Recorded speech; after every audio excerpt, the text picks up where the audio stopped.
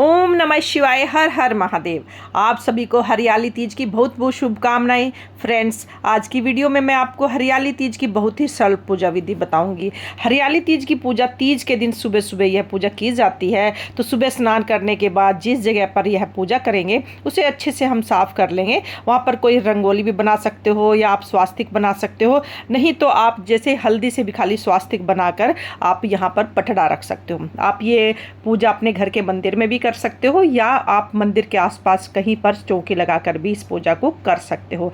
चलिए पूजा को शुरू करते हैं। तो सबसे पहले हमें एक चौकी लगा लेनी है। चौकी पर हम लाल या हरे रंग का वस्त्र बिछा लेंगे। देखिए यहाँ पर मैंने लाल रंग का वस्त्र बिछा लिया है और उस पर हम फूलों का आसन देकर भगवान शिव शंकर की जो फोटो या मूर्ति आपके पास है उसको हम विराजमान कर देंगे।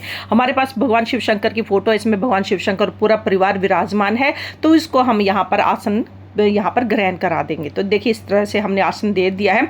उसके बाद हमने यहाँ पर ना सुबह मैंने ये देखिए मिट्टी के जो शिवलिंग है वो बना लिए थे और साथ में मैंने यहाँ पर पार्वती माता और गणेश जी भी बना दिए थे। अगर आपके पास मिट्टी के पार्थिव शिवलिंग बना सकते हैं तो जरूर बनाइए, नहीं तो आपके पास जो भी शिवलिंग है आप उससे भी पूजा कर सकते हैं। अगर मिट्टी के शिवलिंग नहीं है तो आप जो पार्थिव शिवलिंग नहीं है तो आप जैसे जो घर में शिवलिंग होते हैं आप उससे भी पूजा कर सकते हैं। तो यहाँ पर मैंने गणेश जी और देखिए यहाँ पर जो पहले मैंने बेलपत्र रखा है एक थाली में, उसके बाद जो मैंने शिव जी पार्थिव शिवलिंग बनाए वो भी विराजमान कर दिए। अब यहाँ पर मैंने माता पार्वती को भी विराजमान कर दिया है। सभी को यहाँ पर मैंने मिट्टी के रूप में, यहाँ पर आप मूर्ति कुछ भी बना सकते हैं, जो भी आकार आपको बनाना आए वो बना सकते हैं, नहीं आए तो आप पिंडी के रूप में भी आप उनको विराजमान कर सकते हैं। देखिए यहाँ पर एक लोटा जल का लेके मैंने भाव से सबको स्नान करा दिया है। उसके बाद पहले हम गणेश जी को स्नान कराएंगे और उसके बाद हम यहाँ पे गणेश जी को स्नान कराने के बाद फिर हम भगवान शिव शंकर को और माता पार्वती को स्नान कराएंगे। अभी यहाँ फिर देखिए सबको स्नान कराने के बाद कच्चे दूध से स्नान करा सकते हो, आप 14 पंचामृत से भी स्नान करा सकते हो या कच्चे दूध से भी स्नान करा सकते हो। मैंने कच्चे दूध से स्नान कराया, फिर से मैंने यहाँ पे जल से स्नान कराया है। अब देखिए यहाँ पर मैंने एक दीपक को प्रज्वलित कर दिया है, देसी घी का यहाँ दीपक जला दिया है मैंने, और उसके बाद धूप दीप भी मैंने यहाँ पर दिखा दी है। और अब आप वस्त्र स्वरूप क्लाव समर्पित कीजिए। अगर आपके पास जनेऊ है तो जनेऊ समर्पित कीजिए सभी को, अगर जनेऊ नहीं है तो आप क्लावा समर्पित कर सकते हो। देखो स्वरूप फोटो स्वरूप को मैंने यहाँ पर जनेऊ समर्पित कर दिया, बाकी को सबको मैंने क्लावा भी समर्पित कर दिया है। पार्थिव शिवलिंग को भी मैंने यहाँ पर जनेऊ समर्पित कर दिया है। अब माता को हम चुन्नी समर्पित कर देंगे। देखिए माता जो गोरा है ना उसको चुन्नी समर्पित की जाती है। तो यहाँ पर देखिए माता को मैंने चुन्नी समर्पित कर दी है और चुन्नी समर्पित करने के बाद सबको मैंने यहाँ पर वस्त्र समर्पित कर दिया। अब हम तिलक करेंगे, चंदन से हम तिलक करेंगे। पहले गणेश जी को तिलक करेंगे, फिर भोले बाबा को तिलक करेंगे और उसके बाद माता गोरा को सिंदूर से तिलक करेंगे। तो जो फोटो है उस पर भी हम सबको तिलक कर देंगे। तो सबको तिलक करने के बाद हम यहाँ पर देखिए गणेश जी को जो फोटो में जितने भी स्वरूप है सबको हमने यहाँ पर तिलक कर दिया। हरियाली तीज का त्योहार बहुत बड़ा त्योहार माना जाता है। हरियाणा में तो हरियाली तीज के दिन जो लड़कियों की शादियाँ होती है तो उनकी कोथलियाँ जाती हैं उनके मायके से ससुराल में, और सबका कपड़ा जाता है और सारा श्रृंगार का सामान जाता है जो वही लड़कियां अपने ससुराल में पहनती भी हैं। पहली जो तीज होती है वो उसके मायके में मनाई जाती है और उसके बाद की तीज है उसके ससुराल में मनाई जाती है। लेकिन तीज और सिंधारे का यह सामान पूरी जिंदगी लड़की के मायके वाले उसके लड़की को देते हैं और वो सदा सुहागन होने का आशीर्वाद, और जैसे वो जितनी भी सामग्री होती है 16 श्रृंगार की वो माएँ भेजती हैं अपनी बेटियों के लिए। तो अब हम देखिए मैंने माता गोरा की पूजा कर दी। अब मैं यहाँ पर फूल समर्पित कर दूंगी माता गोरा को, और उसके बाद देखिए अब हमें भगवान शिव शंकर को जो भी प्रिय चीज़ें हैं अब हम वो भी समर्पित कर देंगे। जैसे देखिए भगवान शिव शंकर को बेल, भांग, आक, धतूरा ये सारी चीज़ें बहुत प्रिय हैं। तो हम वो भी जैसे जब भी आप ये भोले बाबा पर चढ़ाएं तो ओम नमः शिवाय कहते हुए जरूर समर्पित करें। सावन के महीने में माता गोरा और भोले बाबा का पूजन किया जाता है। साथ ही हम यहाँ पर देखिए मैंने भांग, धतूरा और जो भी चीज़ें आपके पास है, चीज़ों का कम ज़्यादा होना मायने नहीं रखता, भाव मायने रखता है। अगर आपके पास जो भी सामग्री है, अगर आपके पास खाली बेलपत्तर ही है तो खाली बेलपत्तर ही आप चढ़ाकर पूजा कर सकते हैं। अगर आपके पास बाकी सामान भी है जैसे भांग, धतूरा, आक ये है तो वो भी आप समर्पित कर सकते हैं। नहीं है तो खाली आप एक बेलपत्तर भी चढ़ा सकते हैं।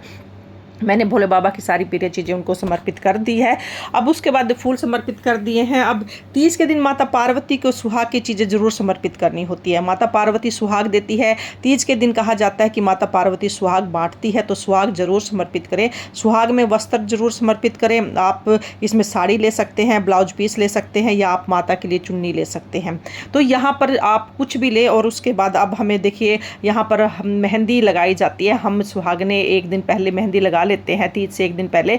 और अब यहाँ पर माता रानी के हाथ में भी हम थोड़ी मेहंदी लगा देंगे। मेहंदी लगाने के बाद देखिए अब यहाँ पर मेहंदी लगा दी है। अब हमें यहाँ पर जो भी भोग है वो हम समर्पित करेंगे। तीज के दिन जो भोग बनाया जाता है, खीर, हलवा, घेवर जो भी बनाते हैं वह आप समर्पित कर दीजिए। वैसे जो इसमें भोग चढ़ता है वो घेवर का चढ़ता है, क्योंकि यहाँ पर जो मायके से आता है घेवर आता है और उसी से पूजा की जाती है। घेवर, फिरनी, ये यहाँ की फेमस इस तरीके से ये मिठाइयाँ यहाँ पर भोग के रूप में चढ़ाई जाती है। खीरा जरूर समर्पित करें, ऋतुफल समर्पित करें। जो भी ऋतुफल आपके पास है वो माता को समर्पित कर दीजिए, भोले बाबा को समर्पित कर दीजिए। दक्षिणा जरूर समर्पित की जाती है। दक्षिणा पूजा में रही कमियों को पूरा करती है, इसलिए यथासंभव जो भी बन पड़े आप दक्षिणा समर्पित कीजिए। दक्षिणा समर्पित करने के बाद अब हमें यहाँ पर इत्र से हम यहाँ पर थोड़ा सा इत्र लगा देंगे। और उसके बाद अब देखिए हमें ना माता गौरा को सुहाग हमें चढ़ाना होता है। तो आप ये सुहाग चढ़ाने का जो नियम है वो आप माता को, क्योंकि पहले हमें माता को सुहाग देना है, उसके बाद जो भी मेहंदी रखी है उसको खोल ले, मेहंदी से सुहाग दे। और जो सिंदूर है उससे भी आप माता को 5 बार ऐसे तिलक लगा सकते हैं। तो ये हमें ऐसे सुहाग हमें पहले माता को चढ़ा देते हैं। तो इस तरीके, क्योंकि पूरे 16 श्रृंगार करके ही हमें तीज का पूजन करना होता है। तो हमें देखिए हमने माता को सुहाग चढ़ा दिया है। और सुहाग चढ़ाने के बाद अब हम इसमें से देखना थोड़ा सा हम अपनी इसमें लगाकर, जो हमने मेहंदी लगाई थी ना, थोड़ा सा उसमें से लेकर अपने हाथ में ऐसे लगा लेंगे। तो ये एक शगुन होता है। ये हमें थोड़ी सी मेहंदी अपने हाथ में लगानी है।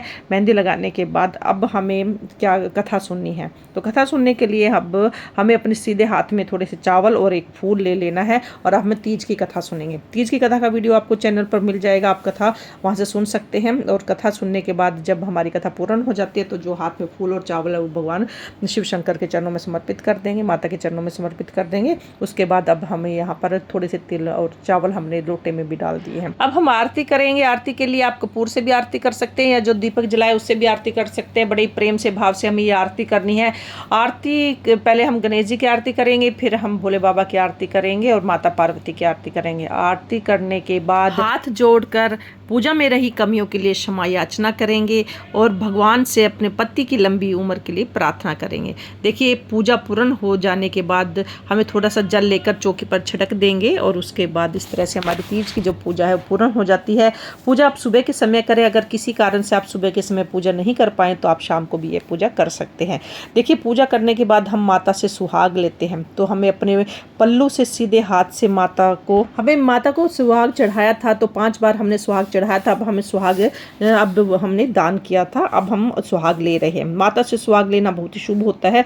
हाथ जोड़कर अपने पति की लंबी उम्र के लिए प्रार्थना करें। इस तरह से हमारी तीज की पूजा पूर्ण हो जाती है। उसके बाद जल का जो लोटा उसको सूर्य देव को अर्घ दे देंगे और जो हमने भोग प्रसाद चढ़ाया है वो हमें सब परिवार के सब सदस्यों में बांट देंगे। चौकी जो है हम अगले दिन उठाएंगे। इस तरह से हमें बहुत ही सरल विधि से ये तीज की पूजा कर ली है। फ्रेंड्स, तीज की पूजा सुहागन महिलाएं अपने पति की लंबी उम्र के लिए करती हैं। हरतालिका तीज का यह व्रत बहुत ही सरल है और शाम के समय व्रत खोला जाता है। अगर आपके यहाँ पे व्रत नहीं किया जाता तो हरियाली तीज के दिन माता पार्वती का पूजन जरूर करें। हरियाली तीज पर मेहंदी जरूर लगाएं, हरी हरी रंग की चूड़ियाँ और खूब अच्छे से सुंदर सा श्रृंगार करके माता पार्वती का पूजन करें और माता से आशीर्वाद लें। अगर आप लड्डू गोपाल की सेवा लड्डू गोपाल को इस दिन झूला जरूर झुलाएं। फ्रेंड्स, आपको अगर ये सरल पूजा विधि अच्छी लगी है तो प्लीज़ कमेंट्स जरूर करें और वीडियो को देखने के लिए बहुत बहुत धन्यवाद। फिर मिलते हैं नेक्स्ट वीडियो में, तब तक के लिए हर हर महादेव। ओम नमः शिवाय।